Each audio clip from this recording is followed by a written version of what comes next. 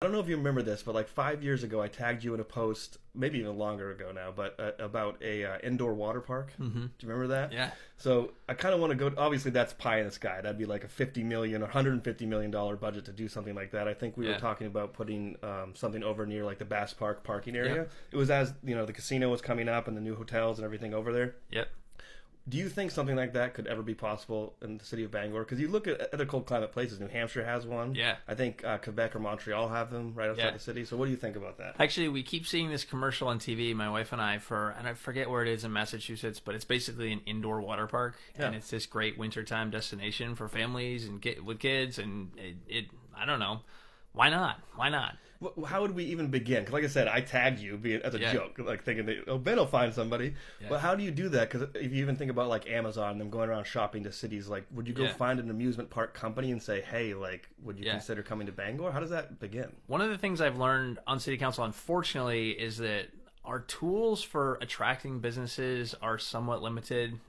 We're boxed in a little bit by state laws on what we can offer for tax incentives, for example. There's really specific ways you have to do it. So I remember thinking, well, why don't we just give away the farm basically to get a good company here to employ several hundred people. And we're involved with economic development initiatives like that all the time, but it hasn't been quite as clear cut as I thought it might be to say we want to attract X business, let's give them Y incentive to come here. Yeah. I mean, something like a water park, I think that you'd have to make a marketing push and you'd have to think creatively and maybe find a city space. I mean, Bangor still has some rural, undeveloped areas of it, but if you want to be downtown, if you want to be on the waterfront, there's not that much real estate left for things like that.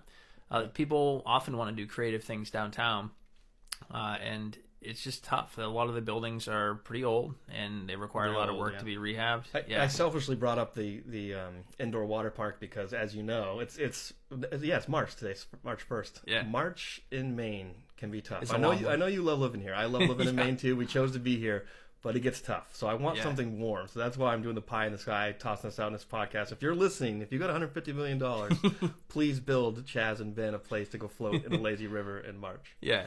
Yeah, you have a lazy river all the way around the community. People always talk about better linkages between Bangor and Brewer too. Yeah. I don't know if you could have like a pipeline with the lazy river. I'm glad you said that. I was thinking this a second ago about things that cities have done. So, I can't remember if it was in Brooklyn or Queens or maybe New Jersey or where, but somewhere on one of the rivers on either side of Manhattan, they built a barge pool that they stuck in the river, so people could go and like have a martini and swim around and feel like they're swimming in the river, but it was just a big floating pool. Yeah. So once again, pie in the sky for Bangor to get a big floating pool, but that would be pretty awesome if you could swim in the Penobscot but not be in the Penobscot. Yeah, on a concert night, a warm summer night. Yeah, it's like a few feet taller than the actual water is, but you feel like you're in the water, and it's obviously chlorine and safe. But you just watched a segment of the show Chasms of the Mind. To see the full episode, click the link below.